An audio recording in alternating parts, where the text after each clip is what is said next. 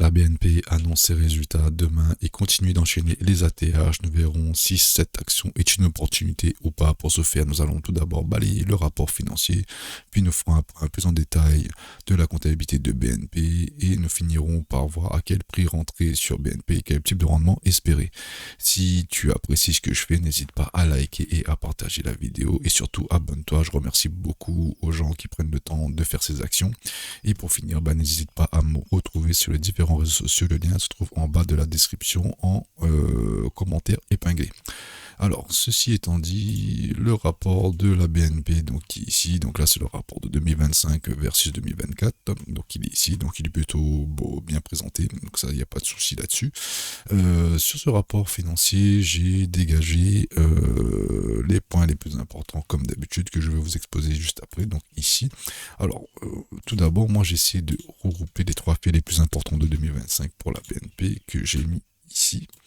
Donc, pour 2025, on peut dire que la BNP a eu une forte croissance de ses revenus et de sa rentabilité opérationnelle, donc plus 4,9% sur le produit net bancaire. Donc ici, donc ça fait 51 millions. Donc là, très positif, tout ça, il n'y a pas de souci. Objectif de résultat net largement atteint. Donc là, on voit qu'on est à plus 4,6 sur la part nette du groupe. Et bon, là, on parle en ROTE, plus 11% ici et plus 28% sur le résultat net du Q4. Donc ça, c'est très positif. Solidité du bilan de distribution rétractive. Donc là, on voit qu'on a des dividendes qui sont aux alentours des 5 euros par action, donc d'augmentation. Et ils ont lancé un programme de rachat d'actions ici, donc ça c'est plutôt positif. Juste pourquoi la rentabilité des revenus, la croissance des revenus est revenue au niveau des banques de manière générale, tout simplement parce que en fait le taux d'emprunt bancaire était quasiment à zéro en 2021, en 2020-2021. Donc là ça voulait dire que les banques n'engendraient aucun revenu vis-à-vis des prêts. Donc une banque, elle a deux rôles pour moi, c'est de 1, garder votre argent, de 2, vous prêter de l'argent. Donc dans ce rôle-là, donc là on peut voir qu'en 2021, les taux étant à zéro, donc les banques ne généraient pas de revenus tout simplement. Et là, depuis 2023, donc on était aux alentours de 4, voire même 4,20. Là en fait, c'est pour ça que les revenus bancaires des banques ont réaugmenté.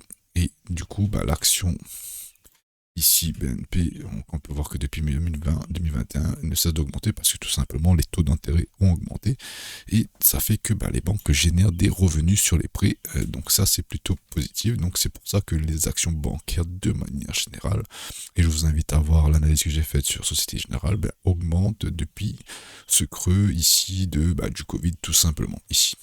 Donc la première explication, c'est ça. Donc c'est pour ça que quand je l'ai retiré, dommage, mais les trois faits les plus importants de 2025, c'est une augmentation du revenu parce que tout simplement les taux d'intérêt ont augmenté. Maintenant, si je passe aux perspectives les plus importantes pour l'avenir pour la BNP, donc ici.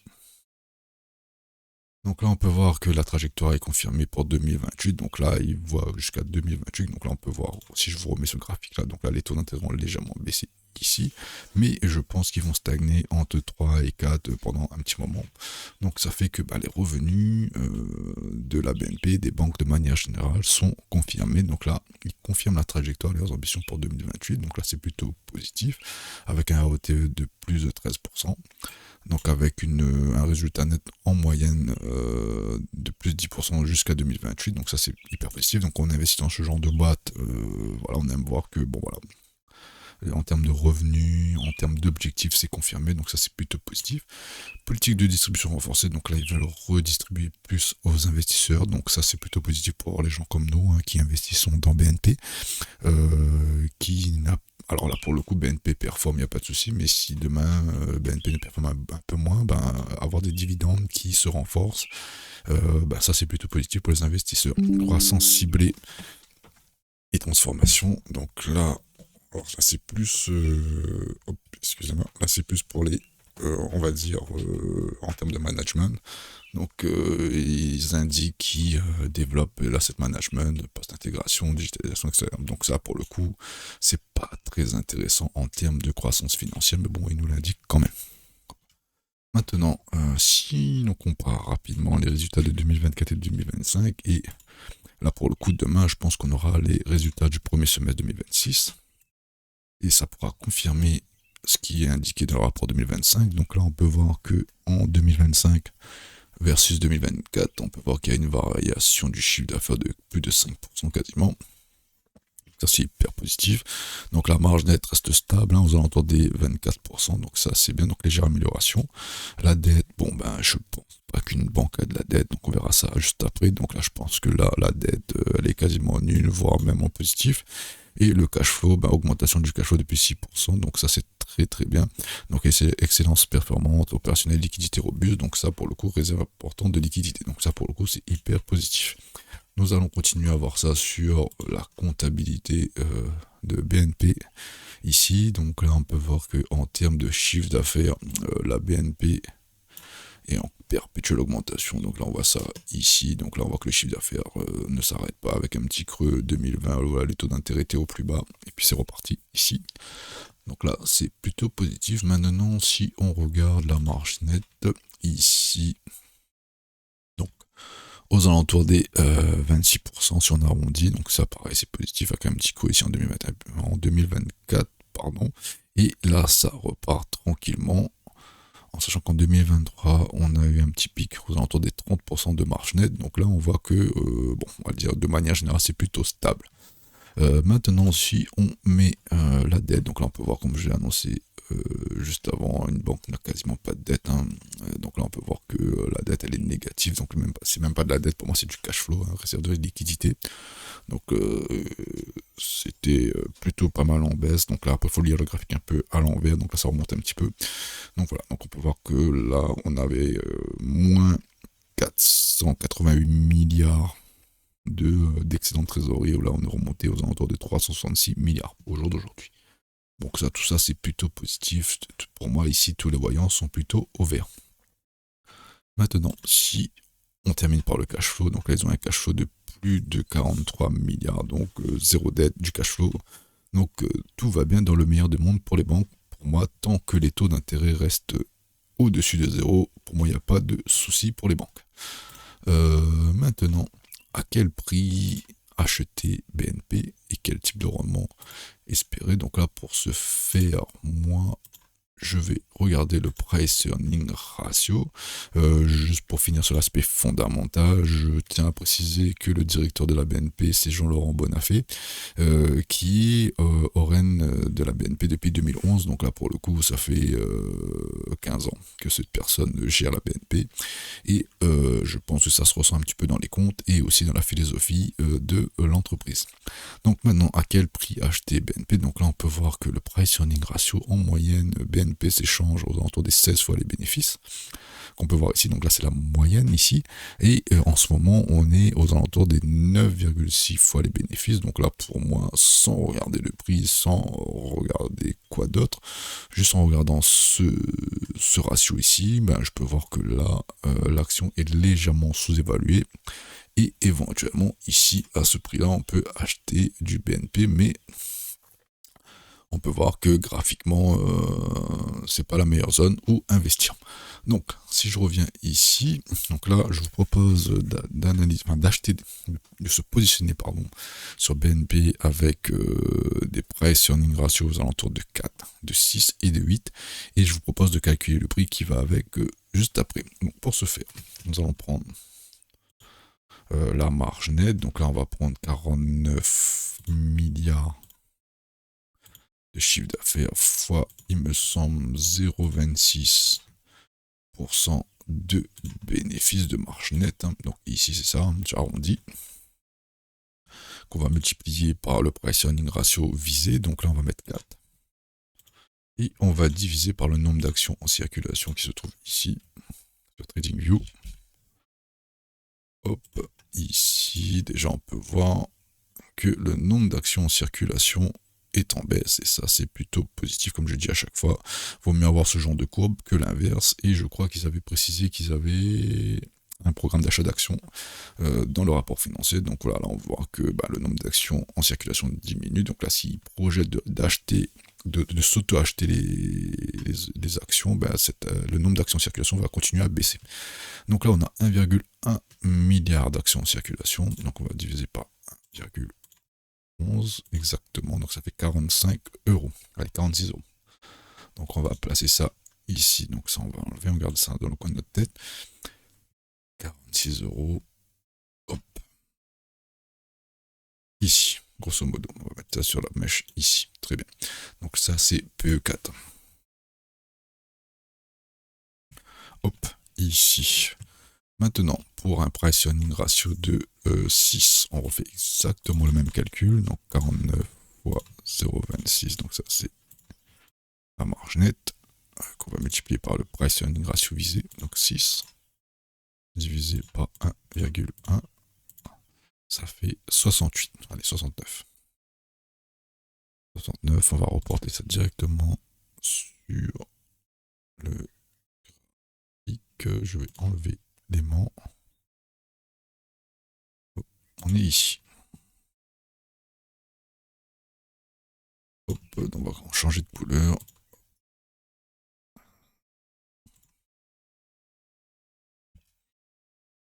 Hop, PE6, ici. Et pour finir, on va calculer pour un PE8, juste en dessous du price earning ratio actuel. Donc on est à 9,10. On va calculer à 8.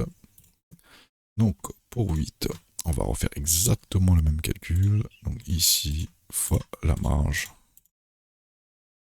divisé par 1,11 exactement. J'ai oublié de multiplier par 8. Et ça fait 80, allez, 92. Ici, donc 92, on n'est pas loin du prix actuel. Allez, on va mettre ça ici. Très très bien. On va mettre ça en bleu. Ça va être le price earning ratio 8. Donc là, on a mis un petit peu nos prix sur lesquels on aimerait entrer sur BNP qui sont fondamentalement calculés. Donc voilà, donc là ici, on a nos prix d'entrée qu'on cherche à avoir et on va essayer de faire correspondre ça avec les éléments de l'analyse graphique juste ici. Donc pour ce faire, moi, dans un premier temps, je vais regarder un petit peu les plus hauts, les plus bas annuels. Donc là, on peut voir qu'on a cassé déjà. Donc là, pour moi, rentrer sur BNP, ça va être un petit peu compliqué. Hein, parce que là, on vient de casser ce breaker block. Enfin, cet order block et une breaker block ici. Donc là, le momentum, il est quand même assez fort. Voilà, donc là on va essayer de viser un retracement aux alentours des 91, un plus bas annuel ici aux alentours des 78, donc là ici ça peut être un beau point d'entrée si jamais on vient pullback ce breaker block ici, donc on peut avoir un pullback, donc si ça pullback ici, ça peut être un excellent point d'entrée aux alentours des 78, donc entre PE8 et PE6, donc là on est aux alentours des PE7 grosso modo, donc PE7, donc 78 euros. Pour moi ici c'est un premier point d'entrée, deuxième point d'entrée, plus bas de 2025 ici, donc en PE6 et PE4, donc là si on réintègre le breaker qui est ici, ben, on a plus de chances de retourner dans ce range, parce qu'en fait quand on regarde en long terme, on était dans un range hein, tout simplement. Donc je vais vous tracer ce range là ici, là. Donc là, je vais vous mettre le template de range ici. Donc là, on était dans un range.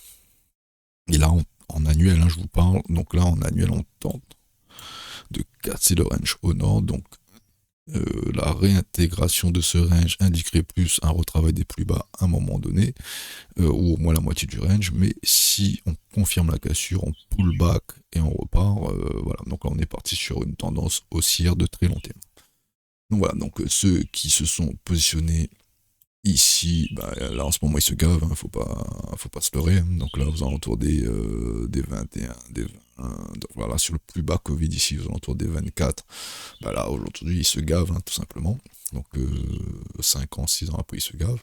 Mais si nous on veut créer une nouvelle position ici sur BNP, bah, au moins attendre le pullback de l'order block et au moins un retracement un peu plus significatif. Donc là si je prends toujours un Fibonacci ici,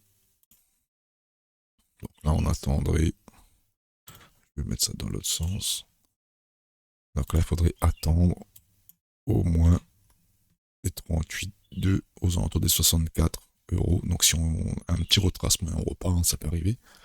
Et sinon, bah, la zone long terme, donc aux alentours des PE4 ici. Donc zone de rechargement long terme ici. Et mais par contre là, pour qu'on revienne dans ces zones-là, bah, il faudrait une catastrophe cataclysmique, hein, donc qui nous renvoie dans ces plus bas ici. Mais voilà, pour moi, mes points d'entrée, si je devais rentrer sur BNP, c'est ici 78, ici plus bas de 2025 58, et si vraiment le prix se dégrade aux alentours entre les 47 et les 36 euros. Donc voilà, pour voir un petit peu les points d'entrée.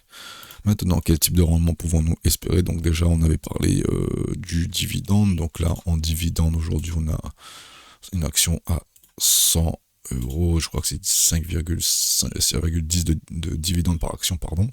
Donc on fait un petit ratio, donc ouais, c'est 5%, on va pas se fatiguer. Donc là, au jour d'aujourd'hui, si on achète BNP Paribas, on a 5% de rendement uniquement en achetant l'action sans pour autant que l'action performe. Maintenant, si on veut optimiser un peu nos entrées, ben, pour moi c'est minimum à P8. Quel type de rendement pouvons-nous espérer? Ben, si on vient à P8 et que ça repart, on prendrait un petit 12%. Alors sur cette action c'est compliqué parce que le momentum est quand même assez fort. Si on se positionne à PE6 et que ça refait un ATH 53%, et si vraiment il y a une catastrophe et qu'on revient visiter la zone de rechargement de longue, donc 155%. Maintenant, si BNP confirme qu'il casse son range au nord, on aura des expansions. Donc, pour moi, j'utilise pas mal les expansions de Fibonacci, dans le bon sens évidemment. Donc là, ici, je mets ça comme ceci.